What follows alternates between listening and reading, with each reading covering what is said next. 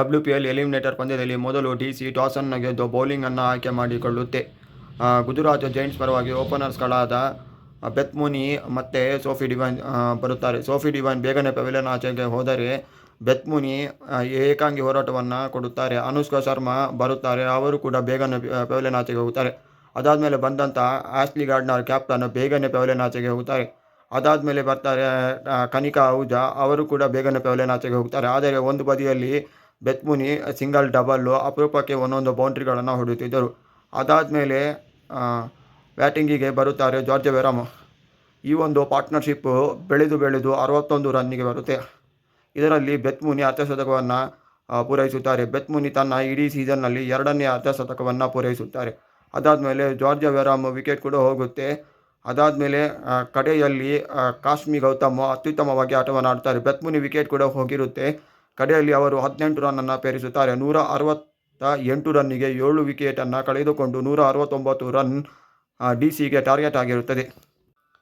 DC ಪರವಾಗಿ wicket ತೆಗೆದವರು Minnu Mani, Shinelle Henry, Nandini Sharma. Shinelle Henry 3 wicket ಪಡೆದರೆ ನಂದಿನಿ ಶರ್ಮಾ 2 ವಿಕೆಟ್ ತೆಗೆಯುತ್ತಾರೆ. ಅದಾದಮೇಲೆ ಮಿನ್ನು ಮಣಿ 1 ವಿಕೆಟ್ ತೆಗೆಯುತ್ತಾರೆ. ಬಾಕಿದವರೆಲ್ಲ ಯಾರೂ ವಿಕೆಟ್ ತೆಗೆಯಿಲ್ಲ, ಆದರೆ ಅತ್ಯುತ್ತಮವಾಗಿ ಬೌಲಿಂಗ್ ಮಾಡಿರುತ್ತಾರೆ.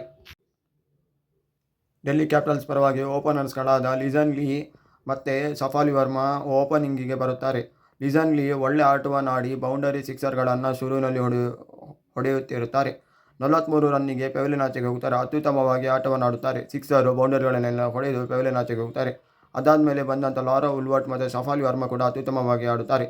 ಶಫಾಲಿ ವರ್ಮಾ ತನ್ನ ಗೇರನ್ನು ಚೇಂಜ್ ಮಾಡಿ ಆಟವನ್ನು ಬೇಗ 6-4 ಹೊಡೆಯಲಿಕ್ಕೆ ಹೋಗುತ್ತಾರೆ. ಅವರು 32 ರನ್ ಹೊಡೆದು ಪೆವಿಲಿಯನ್ ಆಚೆಗೆ ಹೋಗುತ್ತಾರೆ. ಅದಾದಮೇಲೆ ಬಂದಂಥ ಜಮೀಮಾ ರಾಡ್ರಿಗಸ್ 43 ರನ್ನನ್ನು ಮಾಡಿ 4 ಬೌಂಡರಿ 1 ಸಿಕ್ಸನ್ನು ಹೊಡೆಯುತ್ತಾರೆ. ಅತ್ಯುತ್ತಮವಾಗಿ ಆಟವನ್ನು ಆಡುತ್ತಾರೆ.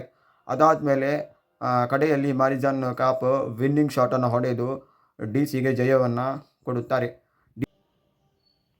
ಲಾರಾ ಉಲ್ವರ್ಟ್ ಕೂಡ ನಾಟ್ಔಟ್ ಆಗಿ 32 ರನ್ನನ್ನು ಹೊಡೆದಿರುತ್ತಾರೆ. DC ನಿನ್ನೆ 7 ವಿಕೆಟ್ಗಳ ಭಾರೀ ಜಯ ಸಿಕ್ಕಿದೆ.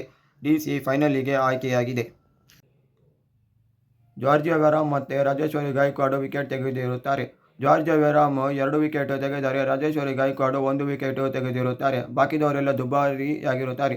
Please like, subscribe and comment. ಇದೇ ರೀತಿ ನನ್ನ ಸ್ಪೋರ್ಟ್ಸ್ ಕಂಟೆಂಟ್ಗಾಗಿ ದಯಮಾಡಿ ಹೆಚ್ಚು ಸಬ್ಸ್ಕ್ರೈಬ್ ಮಾಡಿ ಮತ್ತು ಕಮೆಂಟ್ ಕೂಡ ಹಾಕಿ. ನನ್ನ ವಿಡಿಯೋ ಇಷ್ಟ ಆದರೆ ಶೇರ್ ಕೂಡ ಮಾಡಿ.